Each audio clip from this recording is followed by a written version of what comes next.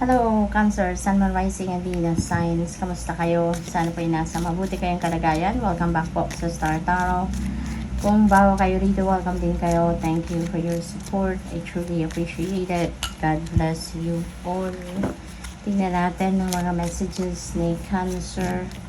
Paunang mensahe po ninyo ay the energy of the apple. Sabi dito, there is temptation, no?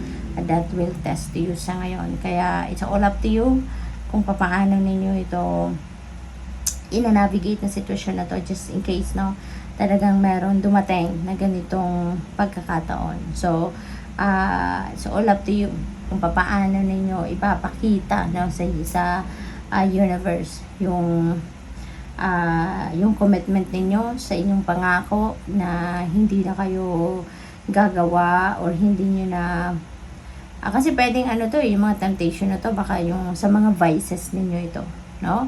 Pwede rin na mayroong mga pinagbabawal sa inyo, pagkain, habits, or baka inumin, no? Kung ano pa man, no?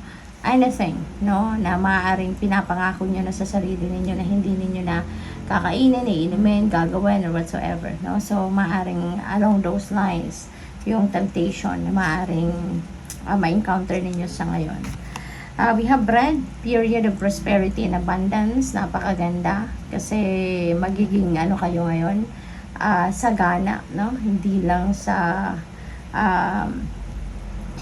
siguro sa material na bagay, kundi pati na rin sa talagang pera, no? Maaaring magiging maluwag kayo ngayon pagdating sa pangkaperahang aspeto, magiging maganda yung takbo ng finances ninyo, yung ganon.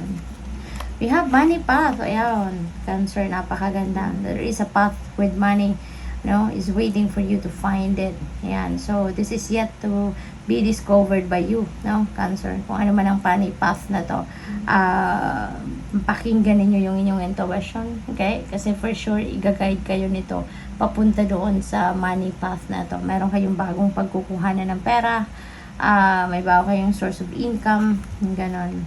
You have crown, honor, and respect will come to you, no? You work hard for this. Pinagtrabahuan, pinagsikapan ninyo ito, Cancer, no? Kaya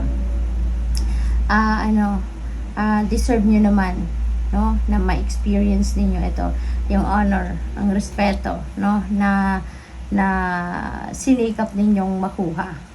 What else? We have psychic ability, trust your intuition. Okay, Cancer, kasi meron ditong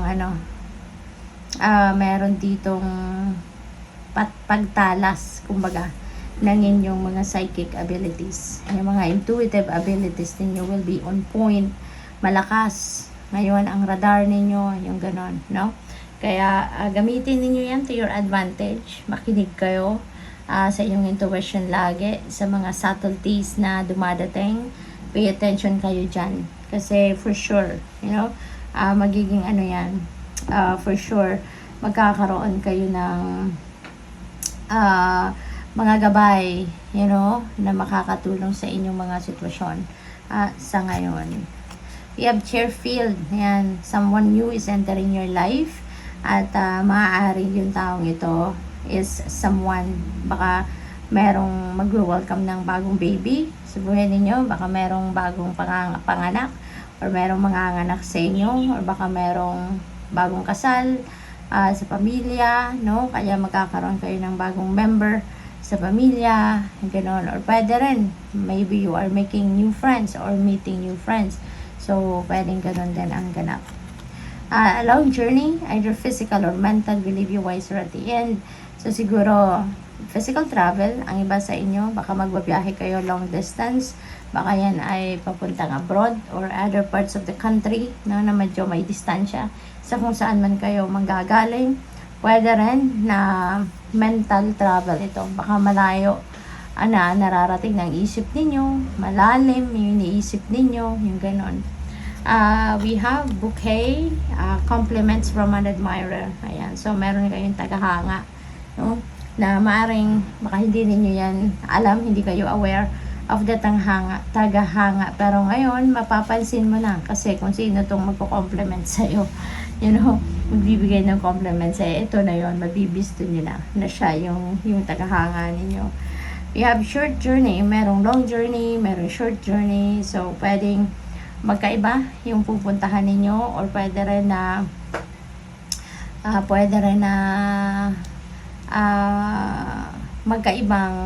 magkaibang sitwasyon ito ng magkaibang cancer, no? Magkaibang tao. So, definitely, ang iba sa inyo dito is going to travel. Baka malapit lang yung lugar or baka saglit lang, no? Yung pupuntahan ninyo, saglit lang kayo doon. Ang sadya ninyo, saglit lang. Temporary problems. Ayan. So, lahat naman, diba, temporary lang. Kaya, even yung problems talaga, no? Temporary lang yan. Mabilis ninyo masosolve kung ano man ang maaring problema ang kakaharapin ninyo ngayon. Matatapos lang yan. Saglit lang yan. It's going to, that's going to end, no? Very, very quickly. Masusolusyonan ninyo agad. We have marriage. Ayan. So, maaaring problema na to could be, sa buhay may asawa, no? Sa marriage ninyo. Baka merong hindi kayo pagkakaintindihan with your person. Pwedeng ganon. Para sa iba sa inyo, no, Cancer, napipick up ko, but this is not going to resonate with everyone, okay? So, just take as it resonates. Someone new is entering your life. Baka kayo ay magpapakasal, no? Baka kayo bagong kasal or baka kamag-anak ninyo, kapamilya ninyo, no, yung bagong kasal.